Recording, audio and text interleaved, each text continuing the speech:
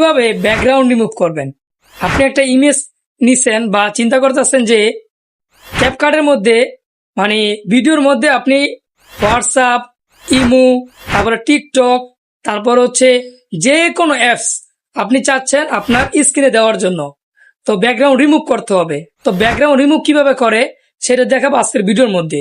তো ভিডিওটা কন্টিনিউ করার পূর্বে অবশ্যই ভিডিওটা শেয়ার করে আপনার টাইমলাইনে রেখে দিন এবং অন্যজনকে দেখার সুযোগ করে দিন। প্রিয় ভাই, প্রথমে আমাদেরকে চলে যেতে হবে ক্রোম ব্রাউজারে। আমরা ক্রোম ব্রাউজারে যাচ্ছি, দেন আমাদেরকে এই সার্চ অপশন আছে, এখানে সার্চ করতে হবে remove.bg। remove.bg, এই যে প্রথম দেখতে পাচ্ছেন এই যে ওয়েবসাইটটা, এটার উপর আপনারা ক্লিক করবেন। ক্লিক করার পরে আপনারা যেই ছবির ব্যাকগ্রাউন্ড বা যেই ইমেজের ব্যাকগ্রাউন্ড বা যেই লোগোর ব্যাকগ্রাউন্ড যদি ডিলিট করতে চান, তাহলে আপনারা এই আপলোড ইমেজ দেখতে পাচ্ছেন, আপলোড ইমেজে ক্লিক করবেন। ক্লিক করার পরে আপনার কাঙ্ক্ষিত যে ইমেজটা আপনার গ্যালারিতে থাকবে সেটা সিলেক্ট করবেন। আমরা ফেসবুকের লোগোটা ব্যাকগ্রাউন্ড ডিলিট করব।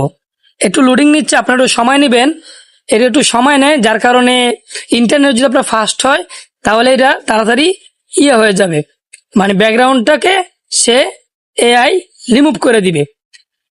ইমেজের ব্যাকগ্রাউন্ড বলেন বা ছবির ব্যাকগ্রাউন্ড বলেন, যে কোনো ব্যাকগ্রাউন্ড আপনি যদি রিমুভ করতে চান এখান থেকে রিমুভ করতে পারবেন। একটু লোডিং নিচ্ছে, একটু সময় নেবেন আপনি।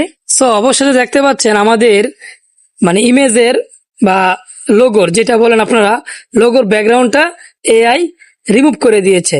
তো এটা সেভ করবেন কিভাবে সেটা আপনাকে দেখাবো। তো এই যে নিচে দেখতে পাচ্ছেন ডাউনলোড আইকন, এখানে ক্লিক করবেন। এখানে ক্লিক করার পরে তারপরে যে দেখতে পাচ্ছেন প্রিভিউ 500x500 ফ্রি, এখানে ক্লিক করবেন। এখানে ক্লিক করার পরে আপনার ফাইলে বা আপনার গ্যালারিতে এটা সেভ হয়ে যাবে। দেখতে পাচ্ছেন, আমরা ওপেন করি, দেখতে পাচ্ছেন এটা মানে ব্যাকগ্রাউন্ড রিমুভ হয়ে সেভ হয়ে গেছে।